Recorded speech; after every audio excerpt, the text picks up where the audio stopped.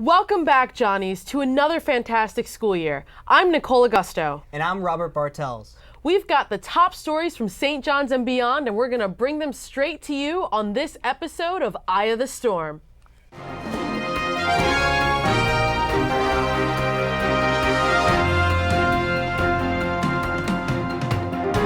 A suspect in the bomb explosion in Chelsea, New York was arrested this past Monday.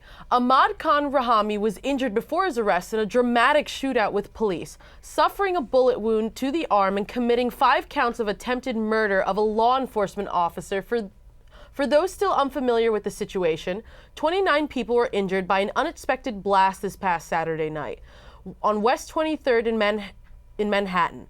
Thankfully, no life-threatening injuries were reported, but the incident coincides with a small pipe bomb explosion in Seaside Park, New Jersey, with no injuries as well.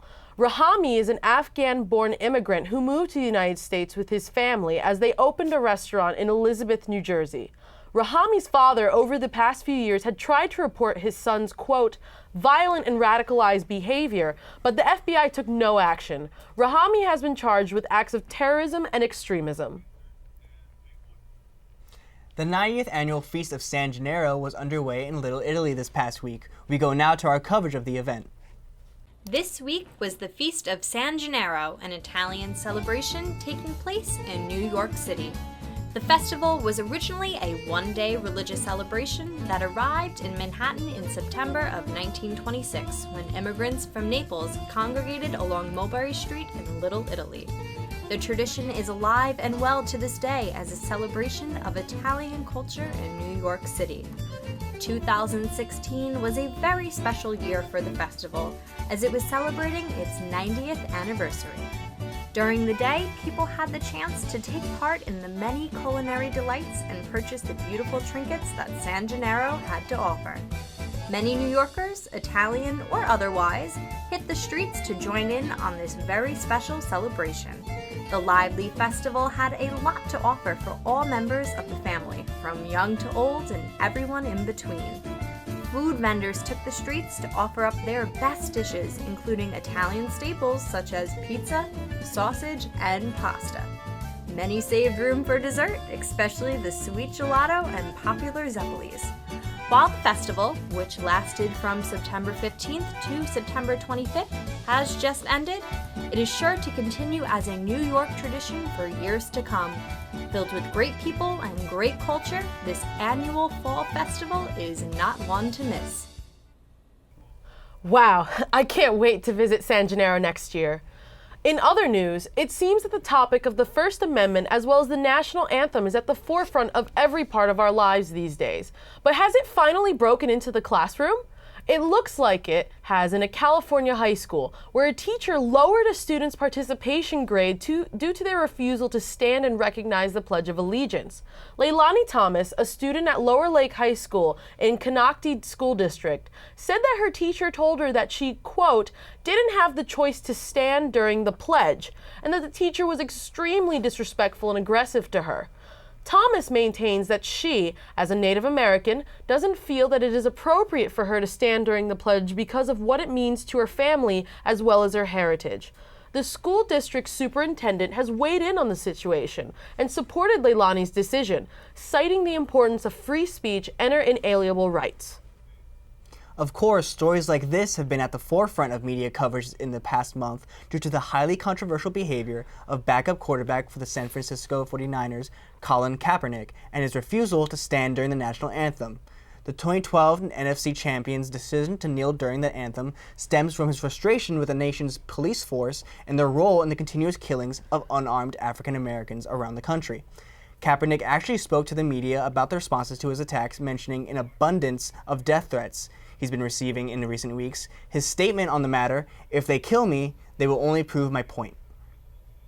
Man, it's been a thrilling summer for sports, and with the addition of football season this September, we're going to be taking it to Paraskevas and Alfonso and Jennifer Hugg to cover it all for SportsWire. Thank you, Nicole. Welcome to a new semester here at SportsWire. I'm Paraskevas Xenofondos. And I'm Jennifer Hugg. It's great to be reporting for St. John's now that we're officially back from an exciting summer of sports, namely in Rio de Janeiro. This year, at the 2016 Olympic Games, 4 St. John's alumnus competed on the world stage as Demagmar Wanziak, Daryl Homer participated in fencing, and Jane Vogavarachari and Priscilla Frederick participated in track and field, representing 3 different countries. Daryl Homer, supporting Team USA colors, brought home the silver medal for the men's individual saber.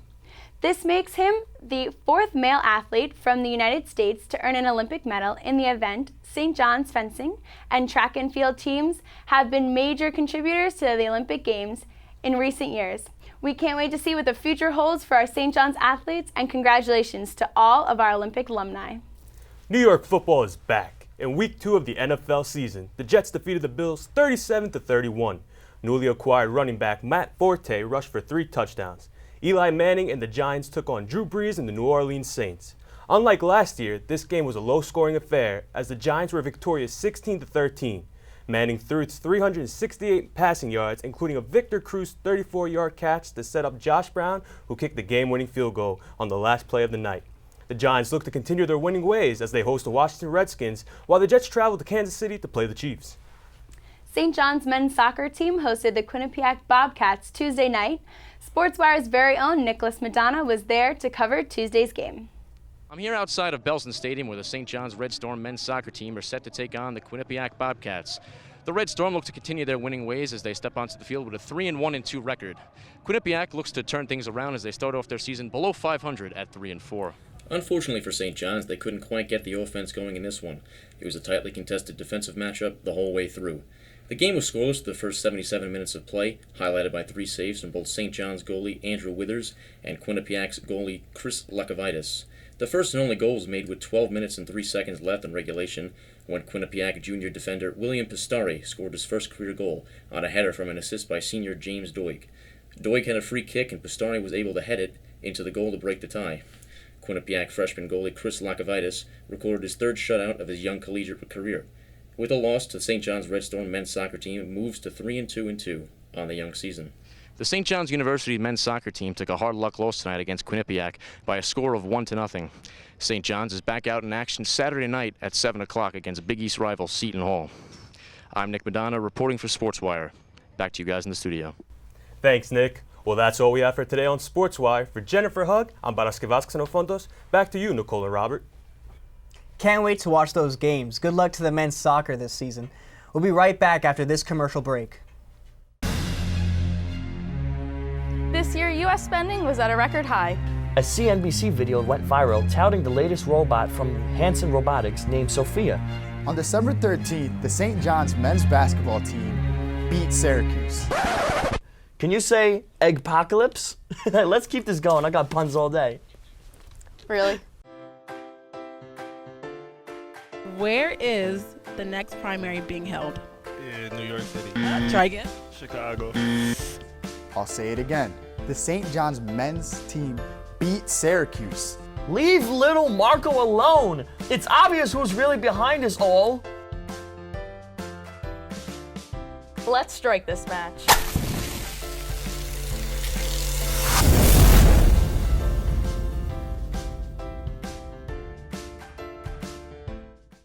In yet another breakthrough in the never-ending saga of email leaks, Newsweek reported this week that Colin Powell, former U.S. Secretary of State, indicated that the State of Israel is in possession of over 200 nuclear warheads, a staggering allegation that has brought a touchy subject to the forefront of the political conversation going into this year's upcoming presidential election.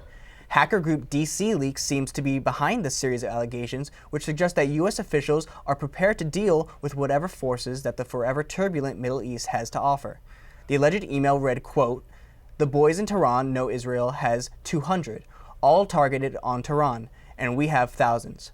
While no details of the leak have been confirmed, it does raise questions about the Iran nuclear deal of 2015, which eliminated over 98% of Iran's weaponized uranium supply, completely neutralizing the country's military power. With every new year comes new students, and correspondent Joanna Pingle is here to catch all our freshmen up on many of the things St. John's campus has to offer. Hey everyone, my name is Joanna Pauline. I know we have a lot of new incoming freshmen here at St. John's, so I'd like to give you guys a tour and some tricks on how to survive your first year. Follow me. Here, we have Marillac Hall. If you're a TV or film major, you're basically living here, which is great if you ever need anything to eat. Marillac Hall has plenty of different restaurants and a lot of space for you and your friends to hang out in. You've got Dunkin' Donuts, Subway, Burger King, Freshens, Tomato, Empanadas. But if you're like me and need something quick and cheap before class, I would go to Outtakes. If you have class on the 3rd or 4th floor, good luck, because Marillac's only elevator is notorious for being slower than this year's presidential election. If you do decide to take the stairs, get ready for a workout. Marillac also has a bookstore right below our Dunkin' Donuts. So if you need any last-minute back-to-school shopping done, this would be your best bet. Oh, and they also have really cool SJU gear. Am I right? Most resident students visit this dining hall, affectionately dubbed Monty's, where anyone can come by for a bite to eat. That is, if you have a meal plan. If you live on campus, you're definitely familiar with the Residence Village, complete with a basketball court and places to sit. A lot of fraternities, sororities, and other organizations hold events here and along the rest of the strip. This is the D'Angelo Center, or as most of it know it as DAC. It's one of the newest buildings we have here on campus. The floor planning is a little confusing, but bear with me. The first floor is actually the second floor, and the second floor is actually the third floor. You'll get used to it. If you ever need a place to study, relax, chill out with friends, or catch some Z's, DAC is your go-to. Can't stay awake for that 9 a.m. class? Check out the Starbucks on the third floor. Be careful though, it starts getting packed right before classes start and during common hour. That's all I have for now, so I hope everyone has a great rest of the year. This is Joanna Pauline with WRED-TV. I'm going to go get a Starbucks, so back to you guys in the studio. Let's hope that helps out some of our new students. Also this week was Shantytown, an event on campus hosted by Habitat for Humanity, in which students were invited to learn about living life literally in a shanty town. Alyssa Ford has the story. Hey guys, I'm Alyssa Ford, and I'm out here in front of the D'Angelo Center for Habitat for Humanity's Shantytown. It was a day-long event that was spreading awareness for the homeless, and it occurred in front of St. Augustine's Hall, Montgomery's Hall, and the D'Angelo Center. We had the chance to interview a couple of the members and get an idea of what was happening today on campus and what the event was for. Let's go take a look. Our event is called Shantytown. If you've ever walked through the streets of New York City, you'll see people who are homeless and they're covered in cardboard boxes. So we thought, because we're an organization here on campus and we advocate for shelter and we advocate for homeless people, we thought we would bring the Shantytowns here. It's an annual event. I'm not sure for how long we've been doing it, but we're one of the few chapters nationwide that actually does this event. And setup started at 7:30 this morning and it ends at 4 o'clock, so it's an all-day event. A lot of us don't know about the importance of affordable housing, which is what Habitat advocates for. There's actually around 60,000 people that are registered into shelters every night here in New York City. And apart from that, there's an unknown number of people that sleep on the streets and subways every night. Today we started our campaign that's gonna last the whole year. It's called A Home Without a House. So what we did is that we sold bracelets. We sold 2 for $1.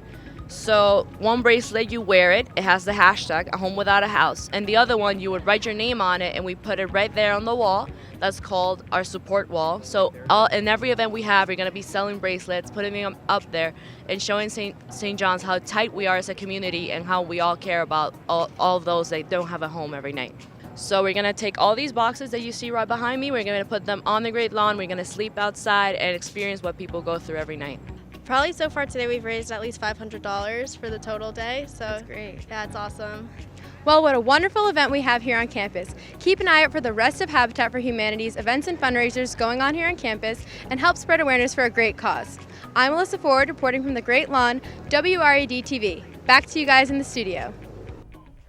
Thanks. Now here to give us the 411 on everything in the world is Hollywood's Denise Jimenez and Brittany Joseph. Let's take it over to Entertainment Now to learn a little bit about what's going on in the entertainment world. Hi guys, I'm Denise Jimenez. And I'm Brittany Joseph. And we're here for Entertainment Now to give you the inside scoop of the week's trending celebrity topics. See, now you already know what story we're going to kick this off with. It's the one that's shaking up Hollywood to its core. That's right, I'm talking about Brangelina splitting up with Hollywood's most notable marriages has ended after Angelina filed for divorce from Brad Pitt. Angelina has taken custody of the couple's 6 children, and the debacle is shrouded in mystery. No one knows why the two separated, but it's clear it's not a happy separation. Now, Brad has reportedly been complaining that he married a lunatic. Now, matters aren't made easier by allegations that Brad Pitt abused their children, but investigations into this crime has so far yielded nothing. I'm sorry, but I don't care who you are, but you cannot call Angelina Jolie a lunatic. That's just too much. I mean, I just don't even care about Brangelina at this point. I just don't. It means nothing to me. Ghosts. Like, is love even real anymore? But Brangelina aren't the only celebrities dealing with relationship drama. Jim Carrey has been accused by ex-girlfriend Catriona White of having transmitted STDs to her during the relationship together. While White first came forward to Carrey back in 2013, the lawsuit has only underway fairly recently, leading to much controversy of the lawsuit existing solely to cheat Carrey out of the money. Carrey himself seems to hold this view as he has refused to settle and considers the lawsuit nothing more than a shakedown. Honestly, if you have STDs and to give it to someone else without... But maybe he didn't know, you know? There's so many things that you have to take into perspective. I hope that they didn't know, because... That's too personal of an issue. I don't even want to talk about it. Oh, I know. Well, finally, it wouldn't be entertainment now if we didn't do a checkup on a couple that can't seem to stay out of the headlines. Kanye West and Kim Kardashian. Now, in the wake of recent battle, Kanye and Taylor Swift over his song Famous, Kim wrote to a Wonderland magazine formally apologizing to Taylor. Now, according to Kim, she never intended to throw shade at Taylor, and she considers herself a fan of the music. Well, furthermore, when discussing how much of Taylor's friends hit her up on text, Kim refused to divulge any names. I don't understand why they keep changing this story over and over again. She said this, she didn't say this. Like, just make up your mind. And honestly, who cares at this point? That's what I'm saying. Cares? Who cares? I'm sick of hearing about them. Well, sick of it. That's all the entertainment news we have for this week. Be sure to tune in next week for more episode of Entertainment Now. I'm Denise Jimenez. And I'm Brittany Joseph. Back to you guys. Bye. Thanks, ladies. That's all we have for this edition of Eye of the Storm. For all the latest content, like us on Facebook and YouTube, and follow us on both Twitter and Instagram at WRED-TV. Also, be sure to check out the new WRED-TV.com to keep up with all of our episodes and find out how you can be part of our productions. From all of us here, I'm Nicole Augusto. And I'm Robert Bartels. Have a great week, everyone.